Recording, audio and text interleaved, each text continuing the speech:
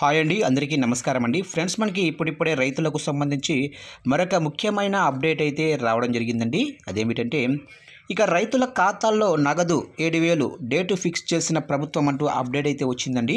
అయితే ఇందుకు సంబంధించిన పూర్తి వివరాలైతే మన వీడియోలో తెలుసుకుందామండి. వీడియో మాత్రం ఎక్కడ స్కిప్ చేయకుండా చూడండి ఫ్రెండ్స్. అప్పుడే మనకి పూర్తి సమాచారం అయితే తెలుస్తుంది. ఇక లేట్ చేయకుండా వివరాల్లోకి వెళ్ళిపోదాము.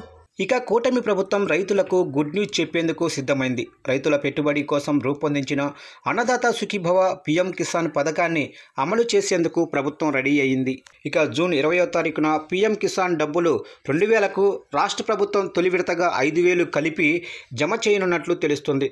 అక్టోబర్లో 2వ విడత, వచ్చే జనవరిలో 3వ విడత జమ చేస్తారని ప్రభుత్వ వర్గాల నుంచి సమాచారం. ఇక 2వ విడతలో రాష్ట్ర సర్కారు 5,000, కేంద్ర ప్రభుత్వం 2,000, అలాగనే 3వ విడతలో రాష్ట్ర సర్కారు 4,000, కేంద్ర ప్రభుత్వం 2,000 కలిపి 6,000 పంపిణీ చేస్తాయి. ఇక పీఎం కిసాన్ డబ్బు జమ తేదీ మారితే దానికి అనుగుణంగా ఈ తేదీ కూడా మారే అవకాశం ఉంది. ఈ పథకానికి 45.71 లక్షల రైతు కుటుంబాలు అర్హులుగా గుర్తించారు.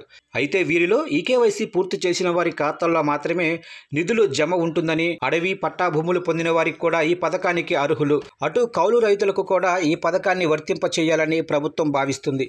అయితే పంటకాలం మొదలైన తర్వాత అర్హుల జాబితాను ప్రభుత్వం గుర్తించనుంది. వీరికి గుర్తింపు కార్డులు ఇచ్చిన తర్వాత అన్నదాత సుఖీభవ నిధులను ప్రభుత్వం ఇవ్వనుంది.